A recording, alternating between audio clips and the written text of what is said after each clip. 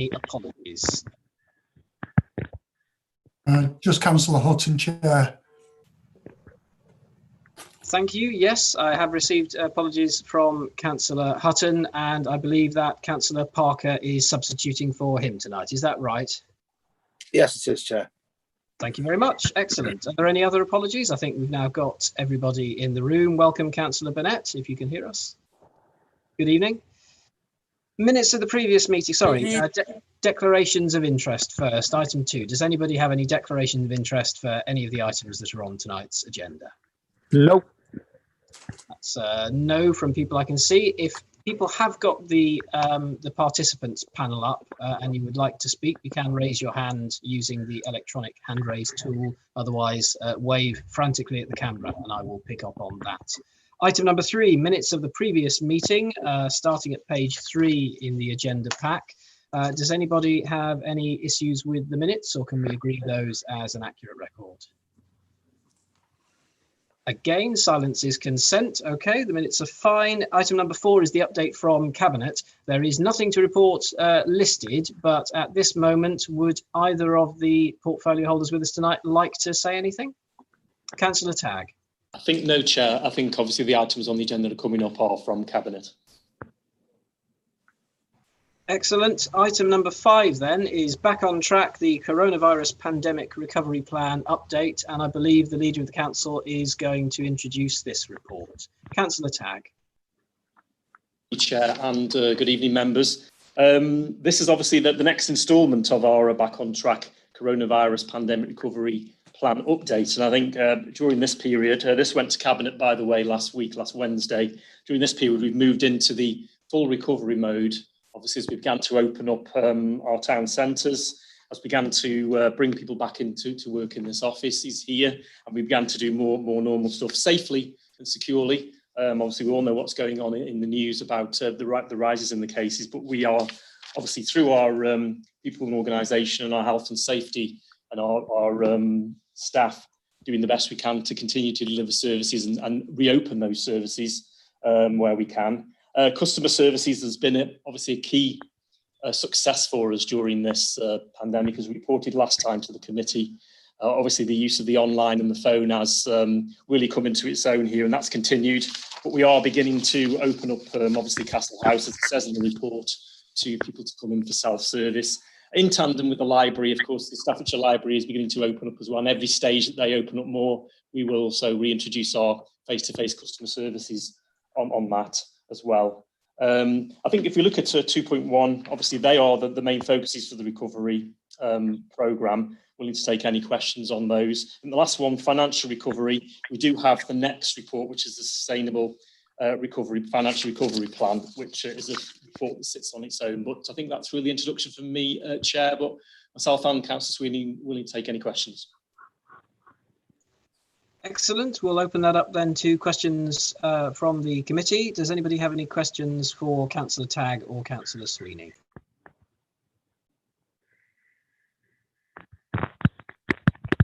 Councillor Stubbs, go ahead. I didn't want to disappoint you, Chair. Just very quickly, Simon. Item 2.16 on the report mentions that basically we're looking at a shortfall of 900,000 from pure income. Now, obviously, we have time to recover that, and I'm more than aware of that. But is that a prudent figure? The report is written, and I actually don't have a problem with it, but the report is written in a very positive way that lockdown is being eased and, you know, we're all moving to a brighter future, when large swathes of the northwest and northeast are locked down completely. Can I just clarify that these figures are done with, you know, a degree of prudence, or might it be actually worse than what the report says? Thank you, Chair. Councillor Tagg. Stephen's going to answer that question, but first of all, congratulations to Councillor Stubbs on becoming the Labour group and for wearing a brilliant shirt to come to this meeting in as well, which is the best shirt we could possibly wear. But important question, and I'll hand over to Councillor Sweeney, who will cover that. Yeah, thank you, Councillor Stubbs. And can I just add my congratulations, and Vale is sort of about my third team really. So good luck to the Vale after Blues and Newcastle. Our 151 officer is by nature, she's fairly prudent, as all accountants are, and she feels that this is as good a position as could possibly be expected.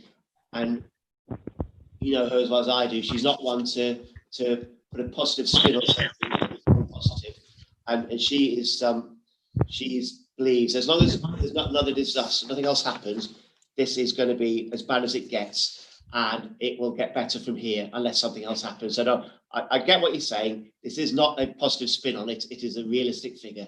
I can assure you on that fact. Right, Mike, thank you. I think just coming back on that as well is obviously we know what's happening in the rest of the country, but of course, as the Prime Minister said, he's looking to try and keep as much of life going and businesses open as possible while trying to keep the figures of infections down. And obviously his messages about distance, about safety and COVID secure, particularly been taken on board by our businesses in the town. I think anybody that's been into town will see that. We're obviously running our council operation on those bases as well. So I think that this as you pointed out, Councillor Stubbs, in the report, is a prudent assumption and is actually, sort of we've kept it down because from being even more optimistic because of what is happening with the situation as we're going forward. You don't know how long this is going to last, how long it's going to affect the budget, but I believe this can be taken as a true reflection. Thank you. Thank you, Chair. Okay, Councillor Pickup, you've indicated you'd like to ask a question. Go ahead. A bit in relation to what Councillor Stubbs has just asked. I can understand NNDR being down because a lot of businesses have been closed for a considerable period of time, but what's the council tax deficit sort of modelled on? Is it a percentage of unemployment, or because we've normally got pretty high collection rate, haven't we, in the borough? So just wonder what the officers modelled it on. As far as I'm aware, Councillor Pickup, it's the real figure. It's nowhere near as bad as the worst case scenario would have been. It's also going to be paid back over the 3 years, which is a helpful thing. But no, again, it's the realistic figure. No, I wasn't suggesting it wasn't. It's just how have you come to that sort of that figure of a deficit? Because are we saying a lot of people, locally have lost their jobs and are unable to pay the council tax, or is it just that we're struggling to collect it? What's it actually based upon? If I could pass you over to the officer for the exact answer on this one, Councillor Pickup. That's fine. Jan, are you with us? I am, Chair. Yes, so Councillor Pickup, we've the impact on council tax collection has not been as great as it might otherwise have been, because we have had the council tax hardship fund. Okay. And what that has done is either eliminate or certainly reduce the residual council tax liability of those people who are in receipt of council tax support.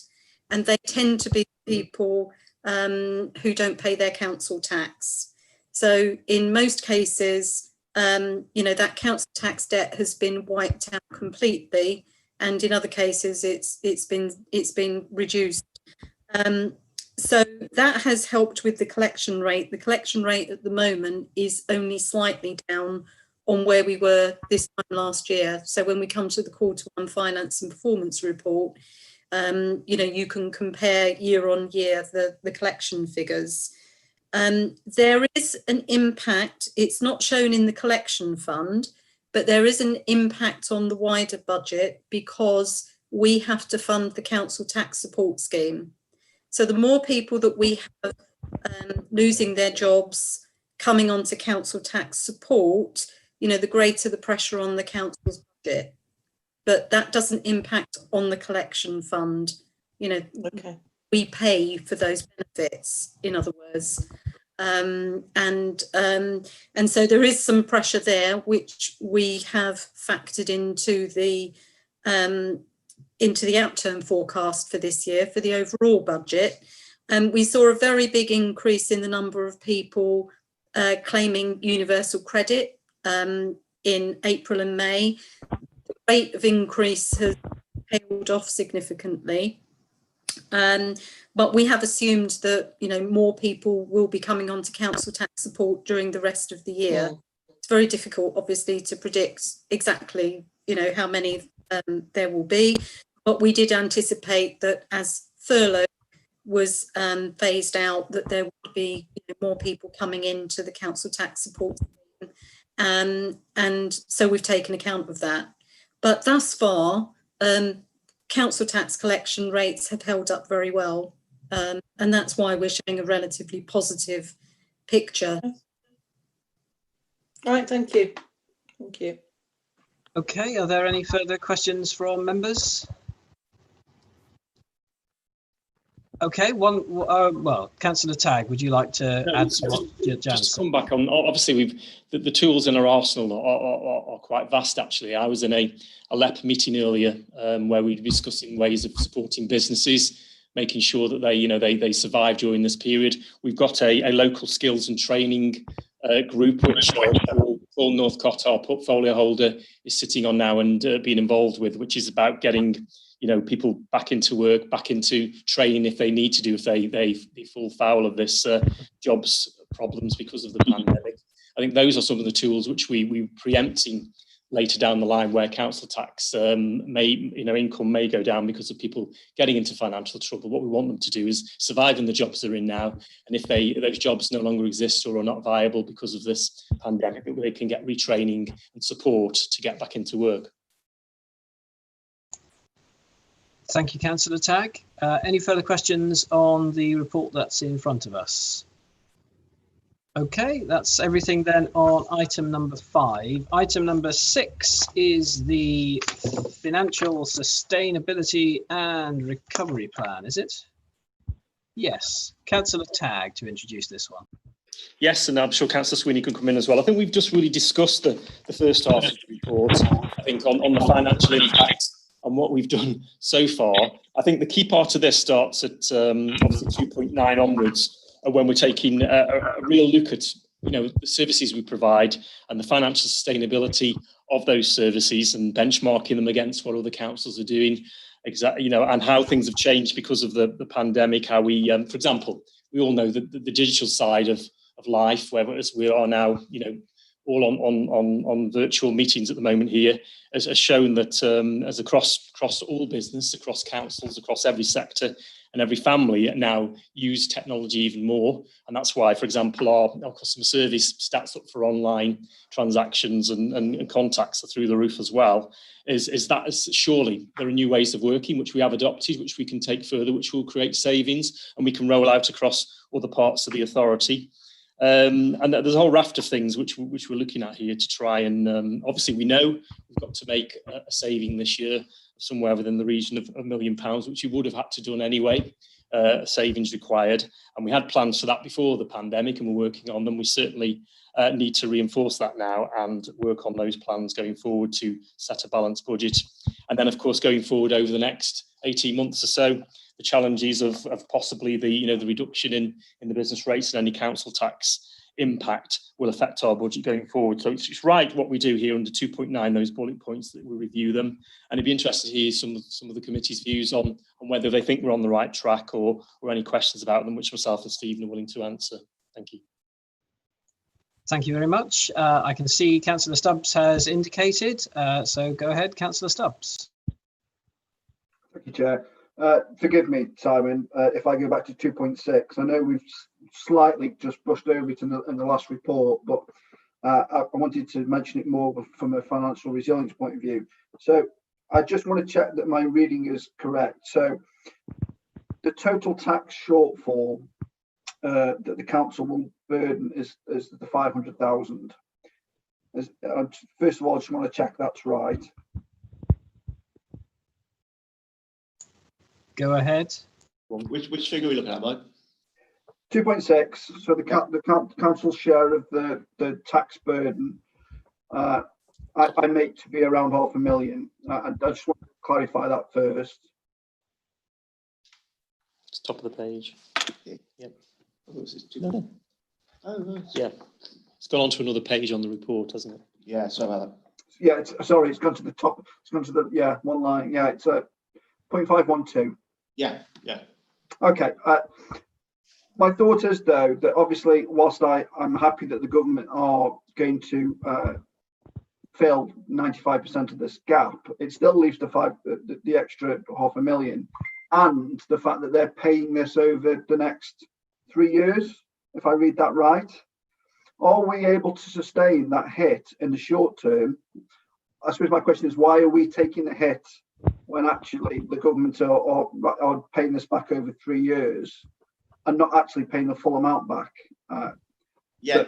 A couple of questions there. The way I see it is working is if I use examples of car parking, say our budget for car parking is £1 million.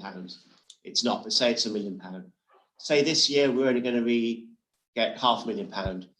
The way I see it is 5% of that difference, so it's 5% of £1 million, 50,000, that's gone, we've lost that. Of the other 450,000, 25% of that we've lost, the other 75% we keep. And that comes into our coffers. That seems to be the way it's working. Same with Jubilee, same with anything else. That's the way it's working, the system's working. Yeah, but not over 3 years. So It's split over three years rather than take it in one go. So I'm saying that my point is that we are taking a medium-term hit to sustain that 500,000, because we're not getting that 500,000. Sorry, we're taking a hit of 500,000 full stop, Yes. and the rest of the money that we're getting back, we're also getting back over 3 years rather than getting paid, let's say, at the end of this financial year. We're still going to have to show, and actually, I'll go with Jan on this. I don't know how we're going to show in the final accounts. I mean, if it's just going to be that we know that this amount's going to come in and we just offset it, fine. But if it's not that simple and we're going to have to show this as a loss this year and gains in year 2, year 3, year 4, that's completely different. That's the question I'm asking. Okay, but before I ask Councillor Sweeney to give an answer, Councillor Proctor, is it possible for you to mute your microphone? It's interfering with the audio.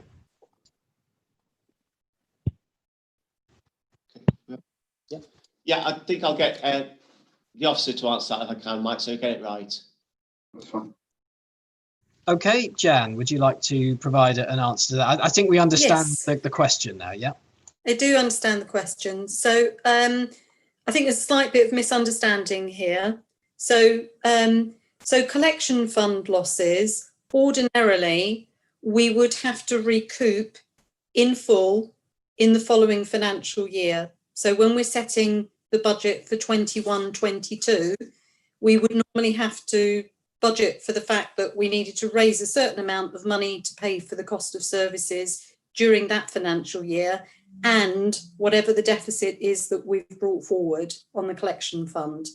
Okay. What the government have said is that they're going to relax that requirement, and you can now recover any collection fund losses over a period of 3 years. So you can spread the cost, so it doesn't have disproportionate impact on year's budget setting. However, they have also said that they're going to bring forward proposals for any irrecoverable collection fund losses to be shared between government and councils. So at the moment, we're forecasting that our collection fund losses will be just over 500,000.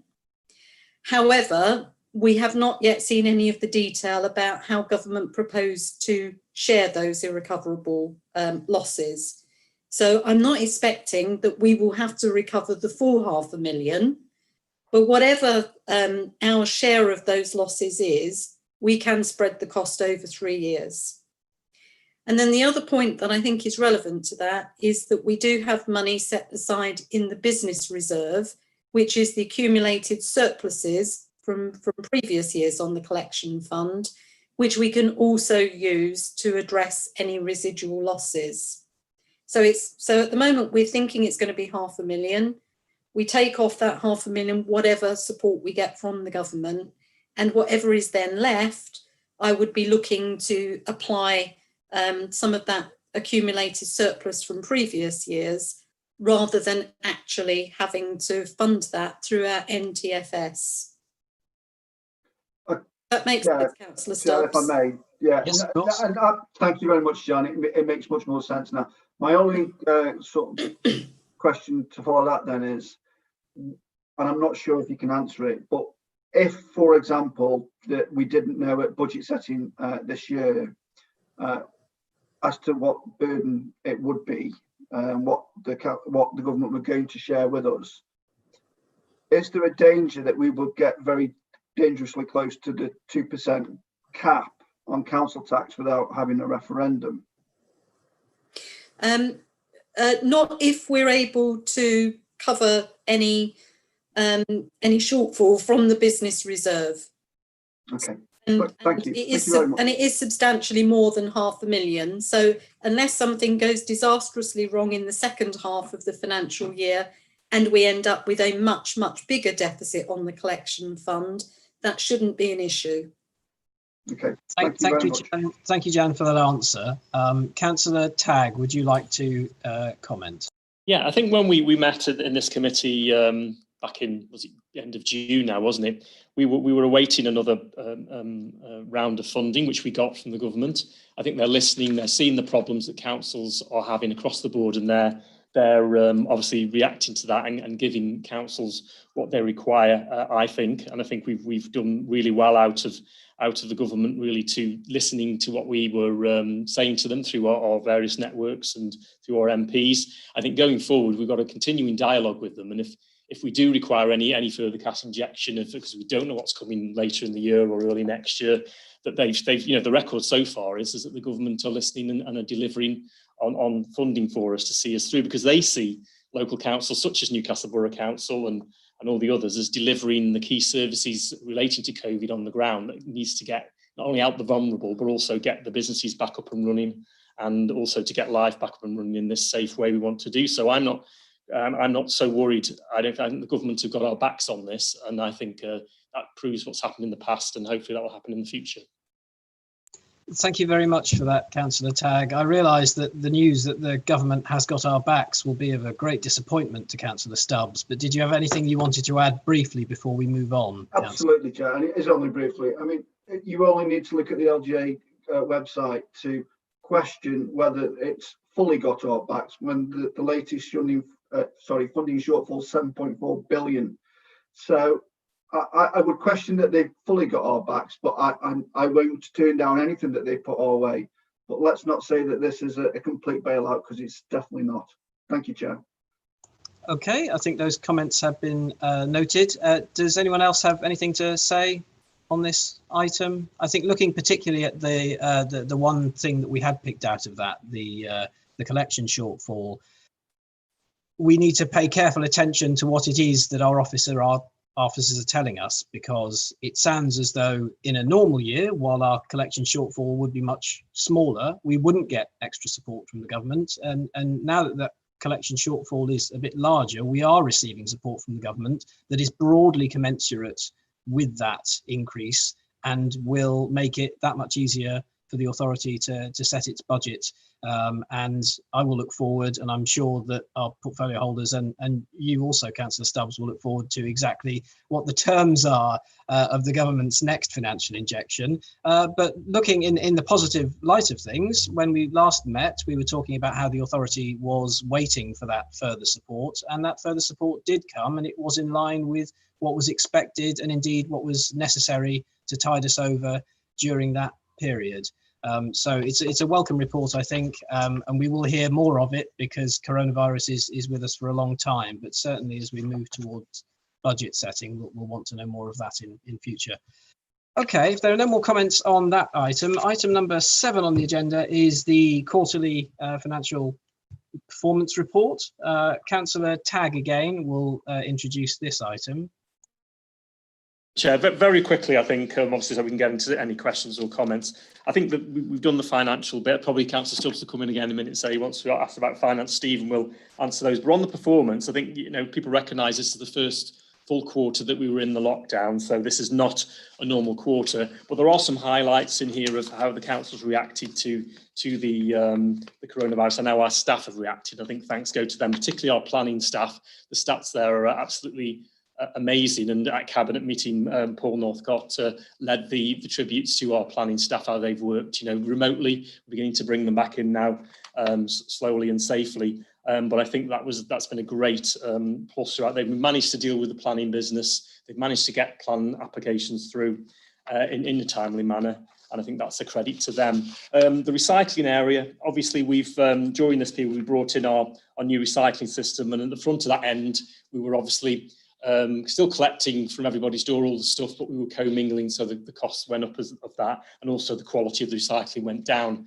Trevor, our portfolio holder, is quite clear at the next quarter with the new recycling kicking in and the amount of levels we're now getting up to on recycling because of the more options people now have to recycle and the food waste coming back in, that we'll see some really good growth in that next time. I think on the HR stuff, really pleased with those, and also that the sickness levels are, again, considering the COVID pandemic, are keeping down, and those people that have gone off sick have come back after their isolation as well, or after they've had a test, to supplement our workforce again.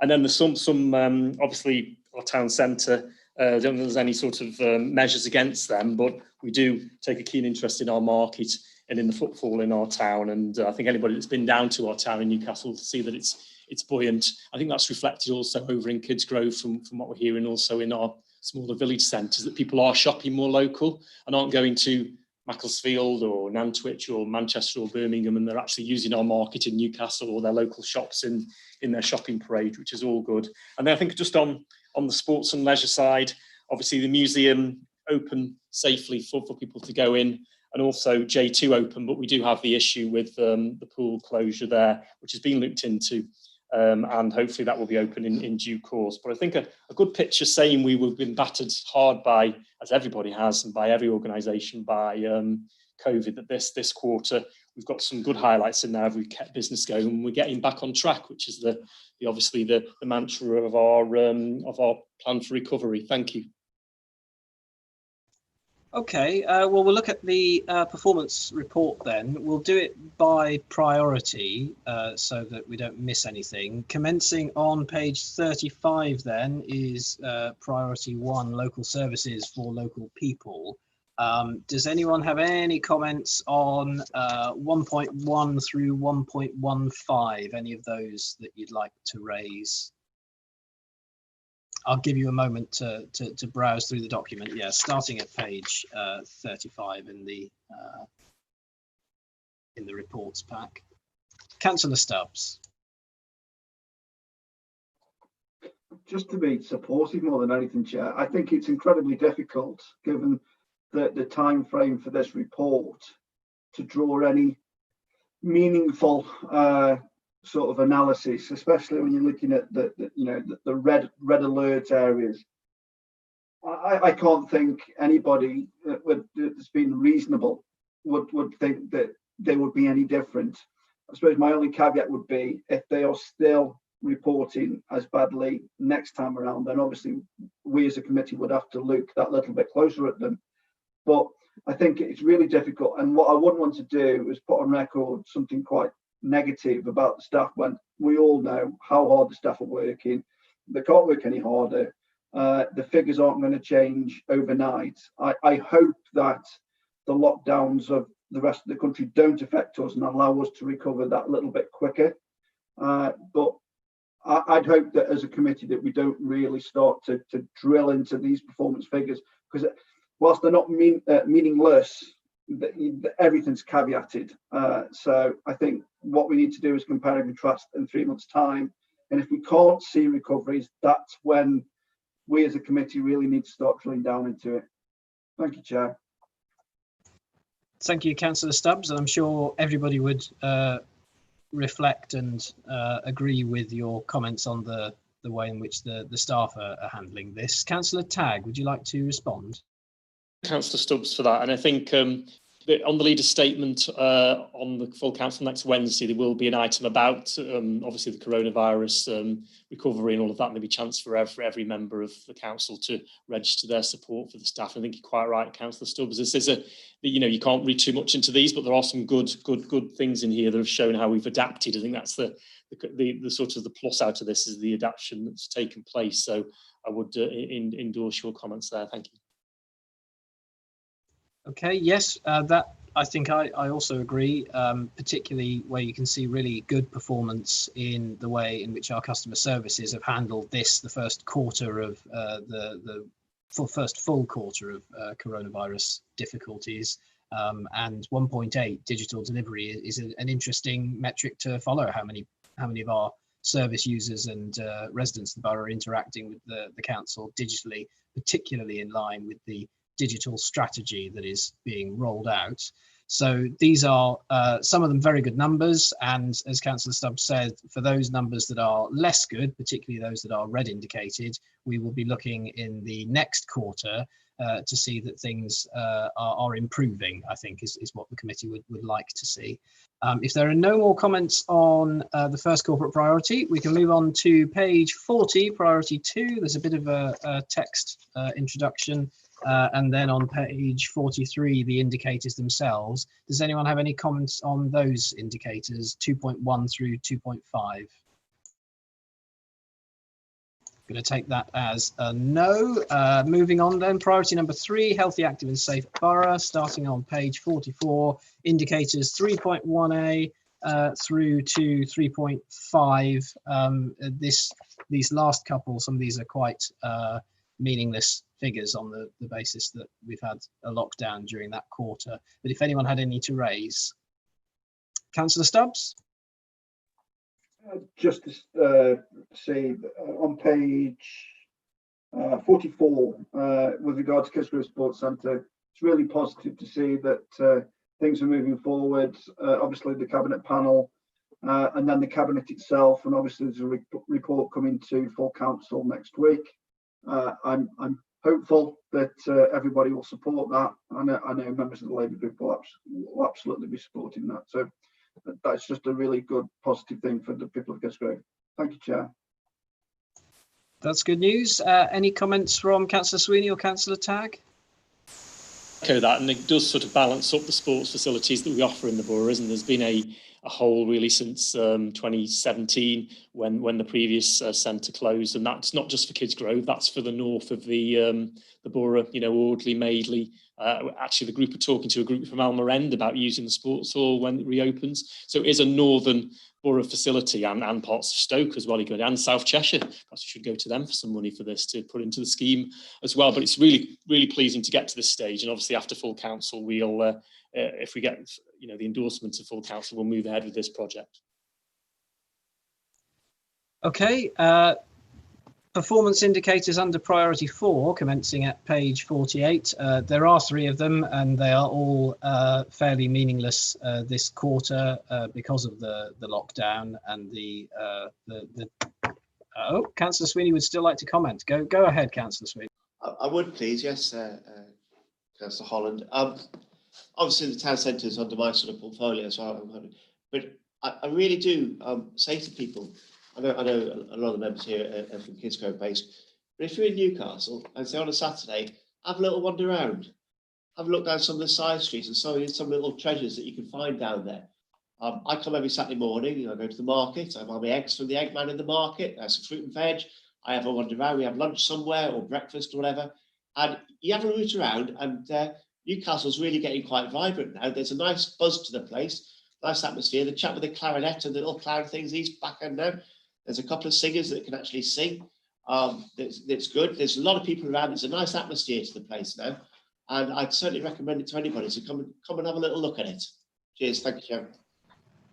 I think you're an evangelist for our town centre, Councillor Sweeney, and quite right too. Now, none of that's reflected in these figures, which represent quarter 1, but footfall in particular, we would expect to, on the basis of your anecdote, to see buoyant in the next quarter, and that's really encouraging news for the recovery plan. If our town centre is being used in a safe COVID secure way. That's exactly what we want to see. And I do hope, and I think everyone on the committee would hope, that as we move towards the new normal, people do shop more locally.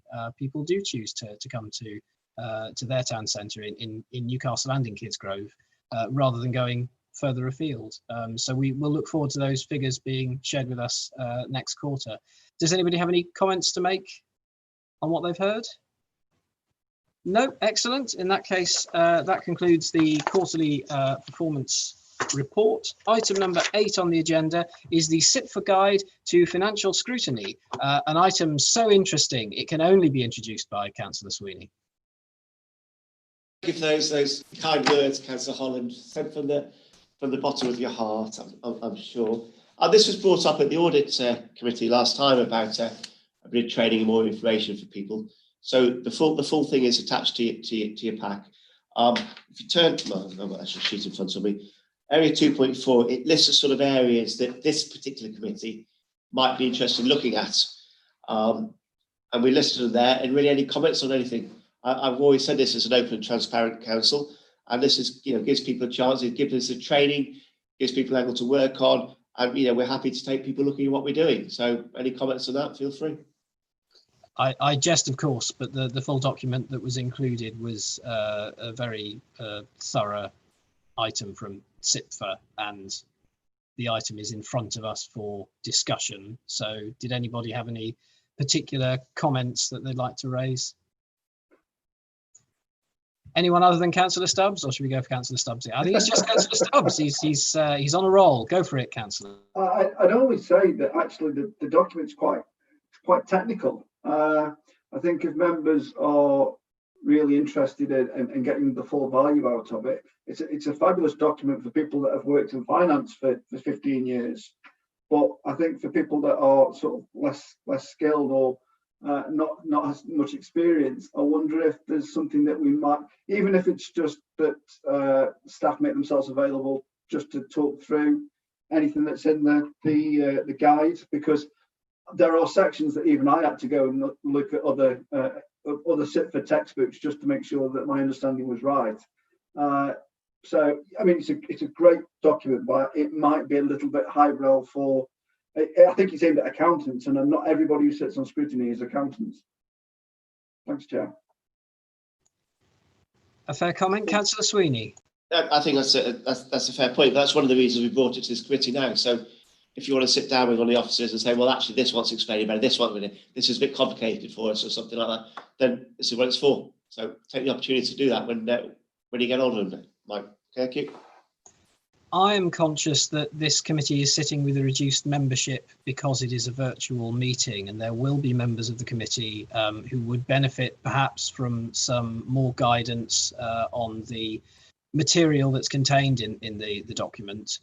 Would it be possible for officers to send a reminder to those members and substitutes from this committee who aren't here, who may not, and I'm sure they've all read it from front to back because they will have done as part of their own due diligence, but perhaps to remind them that opportunity exists and that our officers are available to talk about things if anything in that document sparks a training need or a quest for more information, particularly because when we next meet, we're going to be looking at pre-cabinet budget scrutiny, which I think is the reason why it's good for us all to make sure our skills are up to scratch.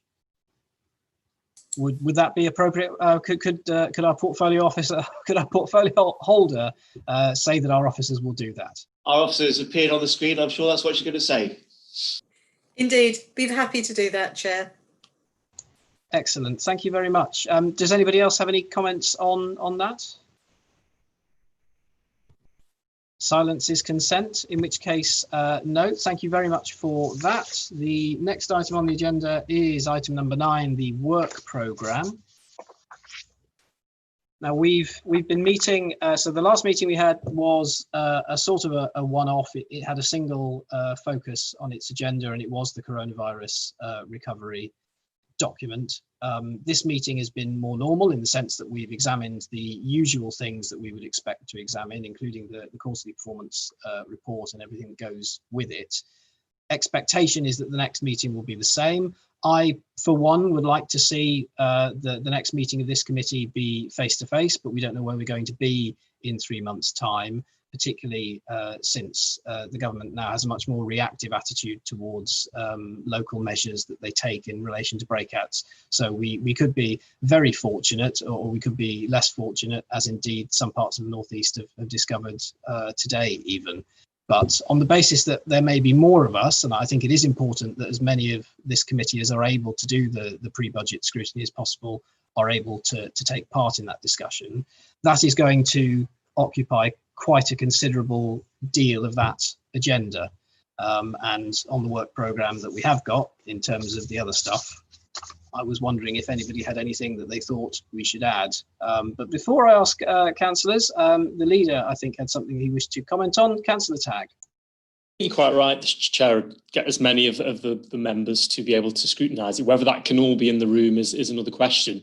And I think you were at planning, I think a couple of others here were at planning the other night where we had that hybrid meeting, which worked really well. I think if we can take that approach for scrutiny going forward, I think it takes a bit of setting up for our officers, but we're learning as we go along on this sort of process of having meetings. And I think a hybrid solution for that important budget meeting so everybody can be involved would be a way of doing it, Chair.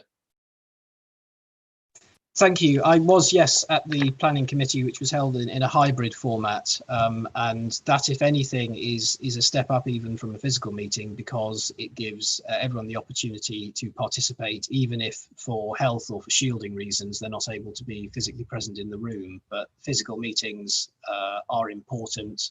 As slick as this one has been, we've had some virtual meetings that have been less easy for those members who are on those committees to participate, and I want to see as many people given that opportunity as possible. Councillor Stubbs, did you want to say something? Yeah, I think we've all agreed that when we can, there'll obviously be a financial review of the coronavirus. But again, I wouldn't push for that now. Chair, it always feels very difficult to add anything to the programme at this time of the year. December is when we start to really get into the budgets. You know, the fees and charges come around, and everybody's favourite, treasury management. But these are all very important steps. So I think it would be incredibly difficult to add anything more than a standardised programme now. But come April, May, then I think absolutely this committee should be thinking of other things to add in post-budget setting.